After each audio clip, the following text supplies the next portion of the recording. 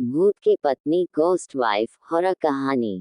दो आत्माओं का मिलन प्रेम कहलाता है और जब इस प्रेम को सामाजिक मान्यताओं के द्वारा को स्वीकार किया जाता है तो यह शादी बन जाती है। शादी यानी विवाह एक अटूट रिश्ता है, जीते जी लोग इसे निभाते हैं।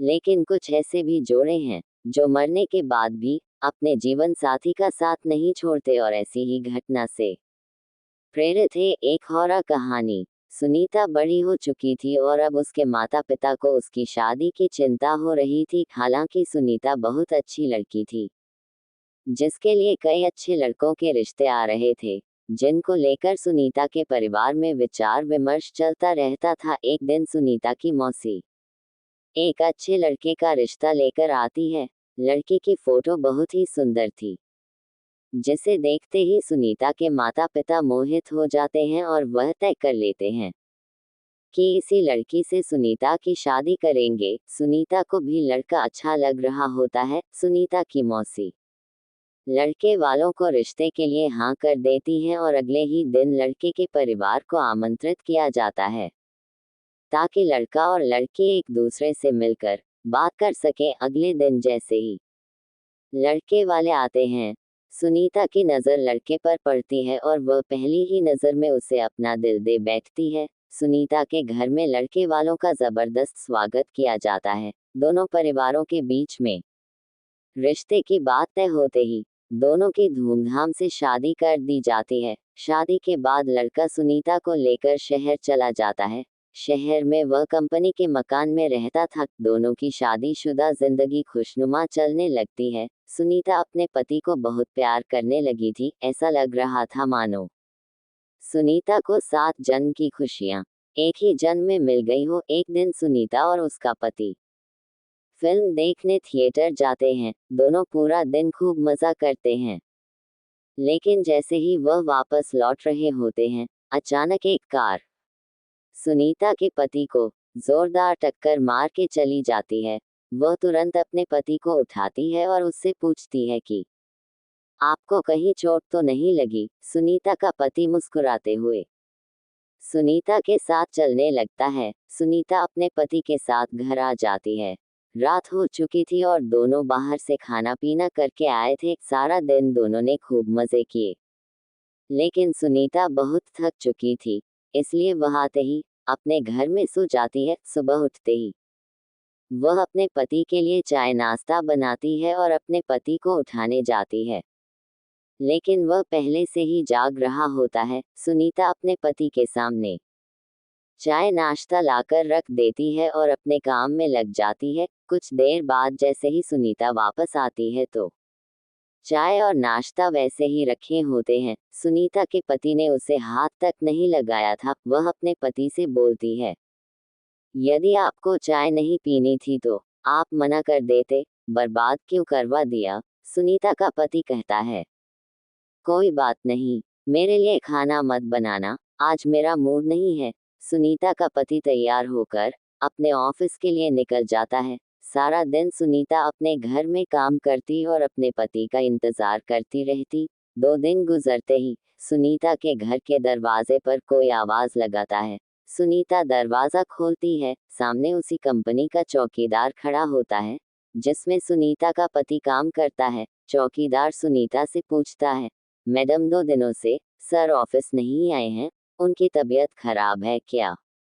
मुझे मैनेजर साहब ने भेजा है। सुनीता को आश्चर्य होता है क्योंकि उसका पति तो रोज तैयार होकर ऑफिस के लिए निकल जाता था, फिर वह ऑफिस कैसे नहीं पहुंचा। चौकीदार के जाते ही सुनीता अपने पति के घर लौटने का इंतजार करने लगती है।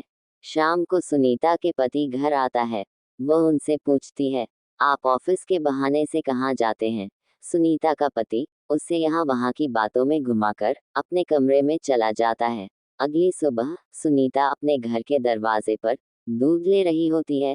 तभी चौकीदार फिर से आ जाता है और कहता है, क्या साहब अभी तक नहीं आए? सुनीता कहती है, वह तो अंदर बैठे हैं, जाओ मिल लो। चौकीदार घर के अंदर पहुंच जाता है।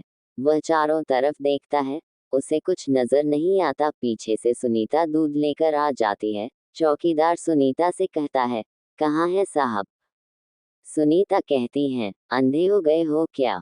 तुम्हारे सामने ही तो बैठे हैं।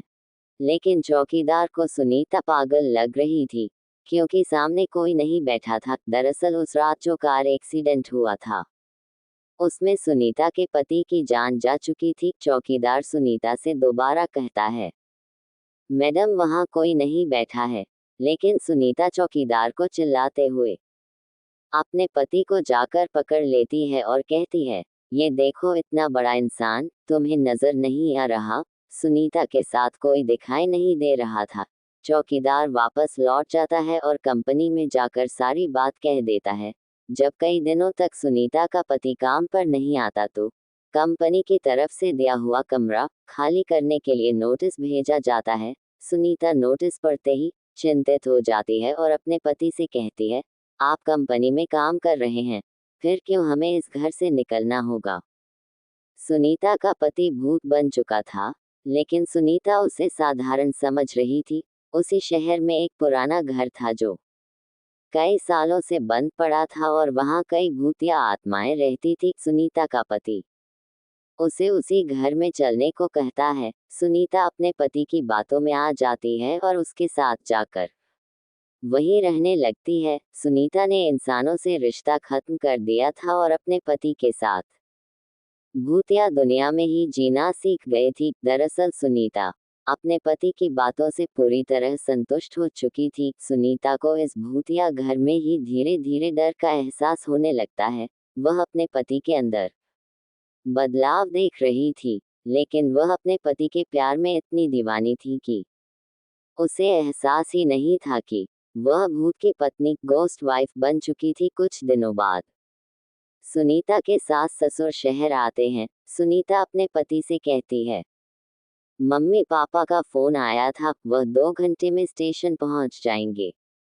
उन्हें जाकर ले आओ। सुनीता का पति उससे बाहर जाने का बहाना कर देता है और उसी को स्टेशन जाने को कहता है। सुनीता अपने सास ससुर को स्टेशन से जाकर ले आती है। सास ससुर आते ही अपने बेटे यानी सुनीता के पति के बारे में पूछते हैं। सुनीता कहती है, वह अभी किसी काम से बाहर गए हैं, कुछ देर में आ जाएंगे। सुनीता अपने सास ससुर के आने से बहुत खुश थी। वह उनके खाने की सारी तैयारियां करने लग जाती है।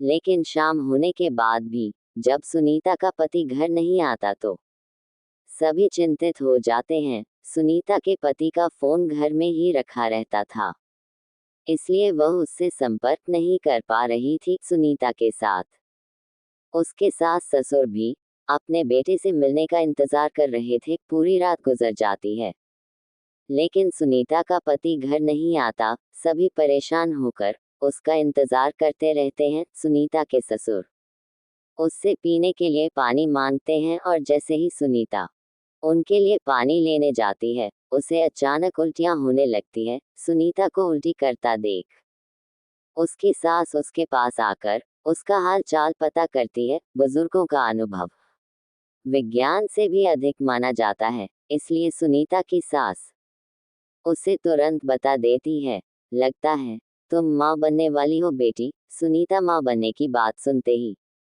मुस्कुराने लगती है। सुनीता ये बात अपने पति को बताने के लिए उतावली हो रही थी, लेकिन उसके इंतजार की घड़ियां बढ़ती जा रही थी। देखते ही देखते 5 दिन गुजार चुके थे, लेकिन सुनीता के पति का कुछ पता नहीं चल रहा था।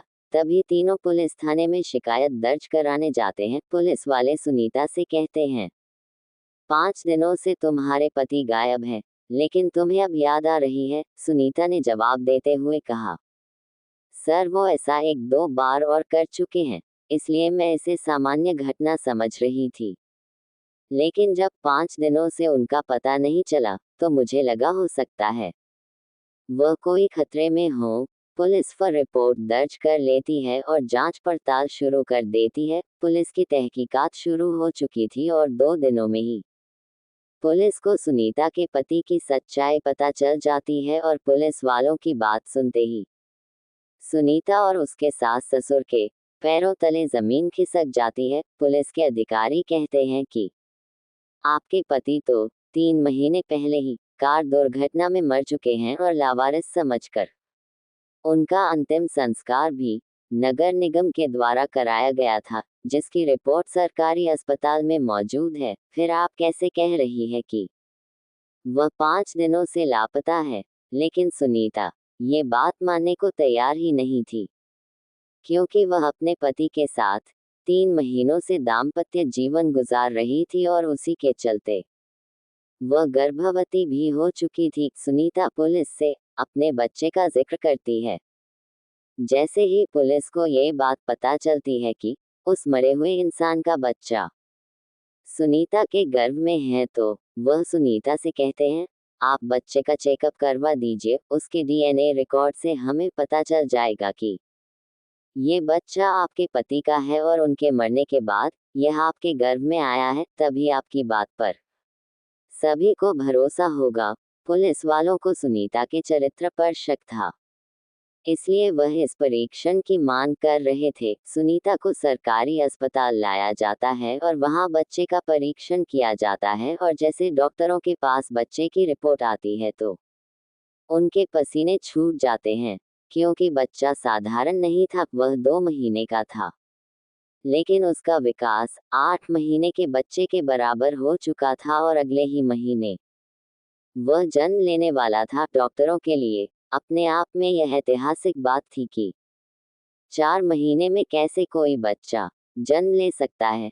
डॉक्टर सुनीता के हालात के बारे में विचार कर ही रहे होते हैं कि अचानक सुनीता के पेट में दर्द बढ़ने लगता है। डॉक्टर सुनीता के इतने जल्दी बिगड़ते हुए हालातों को समझ नहीं पा रहे थे। सुनीता को आपातकालीन कक्ष लाया जाता है। तभी डॉक्टरों को पता चलता है कि सुनीता की डिलीवरी का समय आ चुका है और कुछ ही देर बाद सुनीता एक भूतिया बच्चे को जन्म दे देती है। सुनीता का बच्चा देखने में बहुत खूबसूरत था, लेकिन उसकी शारीरिक बनावट कुछ अलग थी। उसके दांत जन्म के साथ ही निकले थे और उसकी आंखें लाल थी। डॉक्टरों ने ऐसा बच्चा पहली बार देखा था। डॉक्टर उसका शारीरिक परीक्षण करते हैं। बच्चे के शरीर के अंदर सभी अंग सामान्य इंसानों की तरह ही थे। इस बच्चे के बारे में प्रमाण मिलते ही पुलिस को यकीन हो जाता है कि सुनीता सही कह रही थी, ये बच्चा उसी के पति का है। पुलिस ने अपने जीवन में ये पहला केस था जहां कोई भूत पिता बना था। सुनीता को अपने पति के मौत की खबर पर यकीन नहीं था, लेकिन सभी के कहने पर उसने यह मान लिया था कि उसका पति अब इस दुनिया में नहीं है। इसलिए वह अपने बच्चे और सास ससुर के साथ अपने गांव वापस लौट जाती है और अपने भूतिया बच्चे के साथ अपने पति की याद में जीवन बिताने लगती है। और इसी के साथ इस कहानी का पहला भाग समाप्त हो जाता है।